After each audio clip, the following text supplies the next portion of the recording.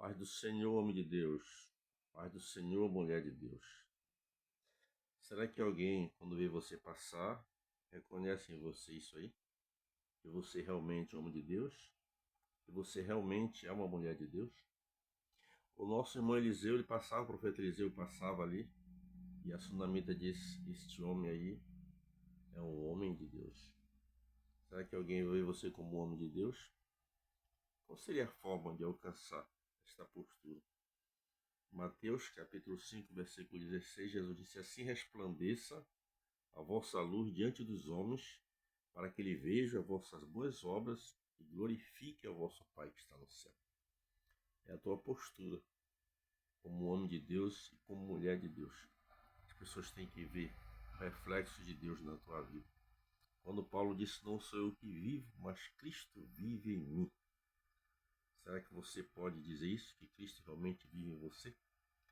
Estou com a minha Bíblia aberta aqui no Evangelho de Jesus Cristo, segundo escreveu o nosso irmão Mateus, no capítulo 3. Vou estudar um pouquinho sobre o batismo, né?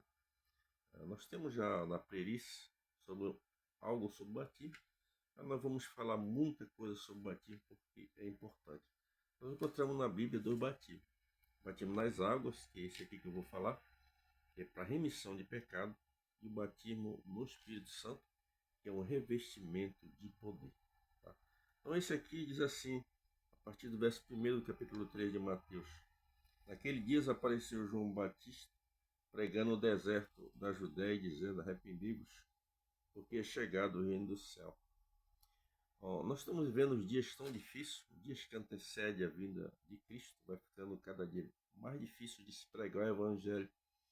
A gente escutado aí muito o evangelho genérico, né? O evangelho de água com açúcar. Aquele evangelho raiz, a gente já quase não se vê pregar. E se pregar, não vai ser por muito tempo. João Batista, ele pregava aqui a mensagem do arrependimento. A mensagem era tão poderosa que os fariseus, os saduceus vinham até ele, né, para perguntar o que tinham que fazer, qual teria que ser a postura deles. João Batista estivesse hoje, ele estaria no cárcere, ele não estaria pregando, porque os dias são de trevas e de densas trevas. Então você falar a verdade hoje não é muito fácil. As pessoas querem ouvir um evangelho fácil, mas nós pregamos a mensagem de salvação. E a mensagem de salvação, ela requer arrependimento. Então a Bíblia diz que apareceu aqui João Batista no deserto da Judéia. Ele não apareceu num estádio, uma multidão de pessoas. Ele não passou numa grande metrópole para pregar. Ele apareceu no deserto da Judéia pregando este evangelho, dizendo: Arrependei-vos, porque é chegado o reino de Deus. João Batista veio como arauto de Cristo, precursor de Cristo, aquele que veio preparar o caminho para a chegada do Messias. A palavra Messias quer dizer ungido. Se você voltar para Malaquias lá, o profeta Malaquias, há pouco mais de 400 anos, já havia vaticinado sobre a vinda da pessoa do nosso irmão João Batista. O versículo 2 diz assim: Arrependei-vos, porque é chegado o reino do céu. Arrepender quer dizer mudar de posição, mudar de atitude. Batismo sem isso não é um batismo. Nós temos pregado o evangelho, inclusive fui professor do discipulado por 7 anos. E eu sempre falei aos alunos do discipulado, preparando eles para o batismo, que a água ela não tem um poder mágico de transformar a vida da pessoa. Uma certa feita, o irmão ele estava terminando a segunda revista do discipulado, e depois que terminava a segunda revista, tratava das 26 principais doutrinas básicas do cristianismo. E quando estava terminando, ele queria se batizar e ele me procurou, me chamou à parte, perguntou: Irmão Miguel, eu queria me batizar, mas eu tenho escutado muito sobre a importância do batismo, a responsabilidade minha para com o batismo. E eu queria fazer uma pergunta para o irmão. E eu ainda estou fumando, irmão. Não consegui me libertar do vício, do cigarro. Será que eu posso me batizar assim? Eu disse: não faça isso, porque a água não tem um poder de mudar a tua vida. Quem muda a nossa vida é o Espírito Santo. Quando nós deixamos ele trabalhar na nossa vida, nós precisamos deixar que o Espírito Santo habite abundantemente na nossa vida. para que ele venha moldar o nosso caráter, a nossa natureza. Então eu falei para ele, infelizmente, meu irmão vai ter que esperar mais um pouco, né? E vai fazer algo, vou dar uma receita para o irmão aqui, para o irmão se libertar desse cigarro. Eu dei uma receita ali, e no batismo seguinte o irmão se batizou. Chegou em mim e disse: "Ó, irmão Miguel, agora eu realmente deixei de fumar." Muito interessante você que vai se batizar, não esquecer.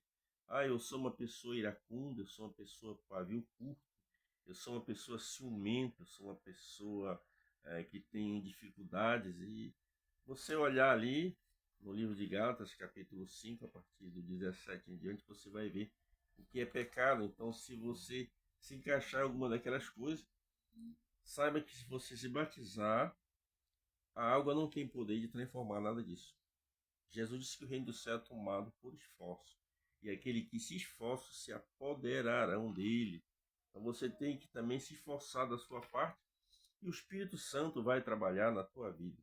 Também nunca diga: eu não estou pronto para batizar, eu vou esperar ser perfeito para me batizar. Você nunca vai se batizar.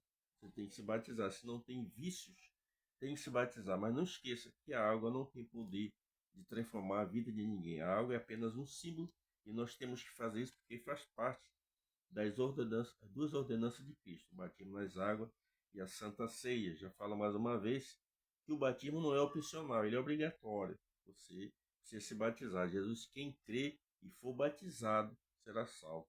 Você precisa crer e precisa se batizar. Então aqui é importante, anotei aqui sobre o reino de Deus: arrependei-vos.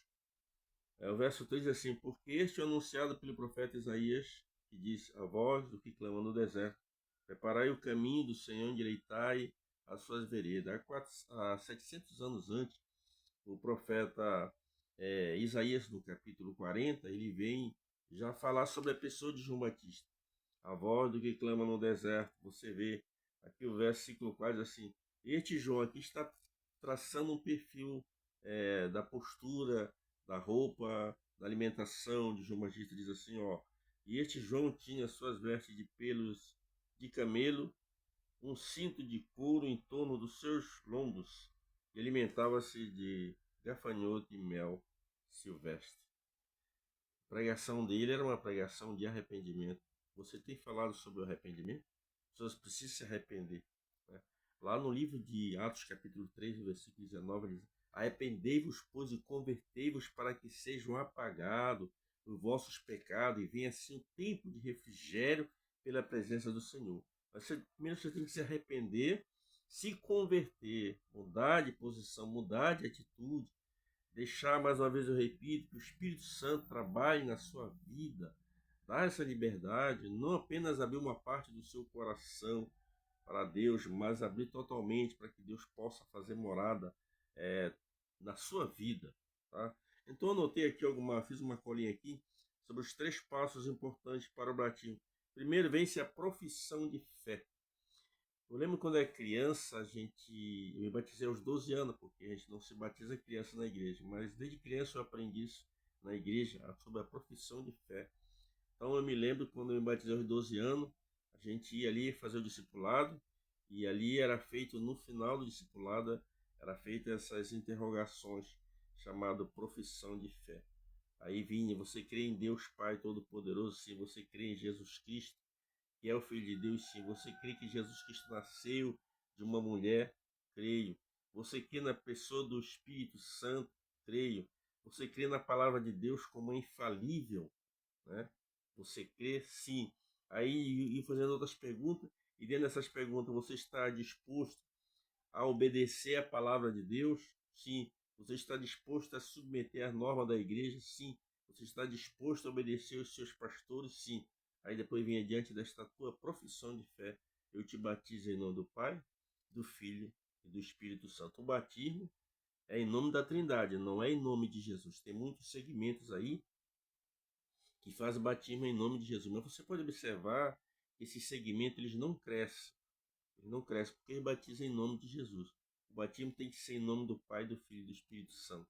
Talvez você diga: mas no livro de Atos era feito o batismo, os discípulos batizavam em nome de Jesus. Não, você vê que raramente ali são expressões né? Como o nosso irmão Pedro está ali diante da multidão, disse: arrependei-vos e sejam batizados em nome de Jesus. Mas Pedro não estava diante de um tanque batismal batizando ninguém. Tá? Então o batismo tem que ser em nome do Pai, do Filho e do Espírito Santo. Você olha ali quando Jesus falou no Evangelho de Mateus, no capítulo 28, né, e ele disse: é-me dado, versículos 8 em diante, e é-me dado todo o poder nos céus e na terra.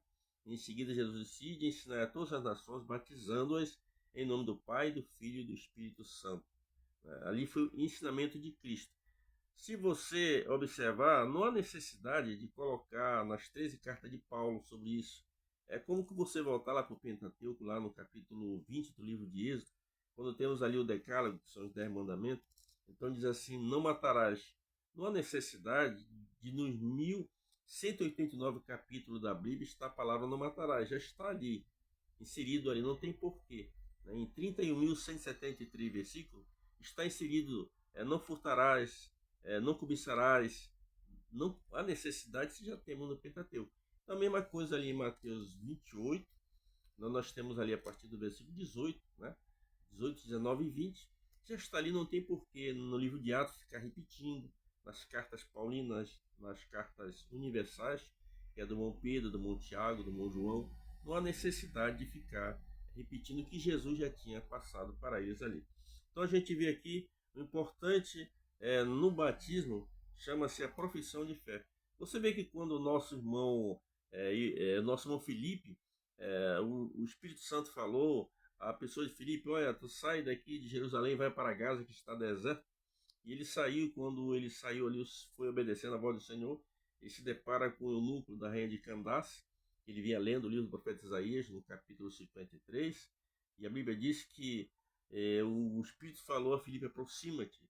E ele lia, né, quem deu crédito à nossa pregação e a quem se manifestou. E em seguida ali ele vai, e quando ele fala que foi levado como um bezerro ao matador, diante de seus tosqueadores não abriu a sua boca, na humilhação. Quando ele terminou de falar, o eunuco perguntou à pessoa de Filipe: o profeta está falando de si mesmo ou de algum outro? Aí o Filipe trouxe esclarecimento: não está falando sobre Jesus Cristo. E ali a Bíblia diz que o nosso irmão Filipe, ele abriu, expôs as escrituras, o esclarecimento, e eles iam caminhando naquela, possivelmente uma charrete, né? Iam caminhando ali, e de repente passaram próximo de um riacho, né? Quem sabe? E aí a Bíblia diz que o eunuco perguntou a Filipe: mas eis aqui uma porção de água, o que me impede que eu seja batizado? Aí o Filipe então faz uma pergunta: é lícito se tu crê de todo o coração? Ele disse: eu creio que Jesus Cristo é o Filho de Deus. Então se chama-se uma profissão de fé. Ali em Atos nós vimos esse relato muito importante. Então quando você observa os 3 passos importantes para o batismo, primeiro é a profissão de fé. A segunda coisa que vem é a oração. Você vê quando Jesus saiu da água, na narrativa do nosso irmão Lucas, quando ele saiu da água após ser batizado por João Batista, a primeira coisa que Jesus fez, ele orou, o céu se abriu e Deus falou com ele: este é o meu filho amado, em quem me comprazo. Quando lemos isso aqui, a gente vê que quando o crente ora, o céu se abre e Deus fala com você. Agora nós vamos ver um texto aqui para confirmar a importância aqui da oração. No livro de Atos, capítulo 22, versículo 16, diz assim: e agora, por que detens? Levanta-te, batiza-te e lava-te dos teus pecados, invocando o nome do Senhor. Uma tradução diz: orando em nome do Senhor. Então aqui está dizendo que o nosso irmão Paulo, ele está diante do Sinédrio ali, e ali trazendo um relato do que havia acontecido, do seu encontro com Jesus no caminho de Damasco. Ele fala tudo ali, e no final, quando Jesus bate o martelo para ele no final, se levanta-te, batiza-te, lava os teus pecados, invocando o nome do Senhor. Então, muito importante, os 3 passos do batismo. Em primeiro lugar, né, nós vimos aqui a profissão de fé. Em segundo lugar, a oração. E em terceiro lugar, o voto de consagração. 1 Pedro, capítulo 3, versículo 21. Eu vou ler para você aqui, o tempo já está excedido. Mas esse terceiro passo é importante, o voto de consagração. 1 Pedro 3, 21 diz assim: porque também, como uma verdadeira figura, agora vós salvo, o batismo, não despojando da imundície da carne, mas da indagação de uma boa consciência para com Deus pela ressurreição de Jesus Cristo. Aqui nós estamos vendo um voto de consagração. O nosso irmão Pedro, na sua carta, que era uma carta doutrinária, ele está falando sobre isso aqui. Vou repetir mais uma vez. Que também, como uma verdadeira figura, agora vós salvo, o batismo não despojamento da imundície da carne, mas de uma boa consciência. A consciência, ela se refere ao nosso espírito, né? Nós temos espírito, alma e corpo, e nós temos dentro do espírito a intuição e consciência. Então, muito importante essas três coisas, 3 passos para o batismo: a profissão de fé, a oração e o voto de consagração. Que Deus te abençoe. Até o próximo vídeo.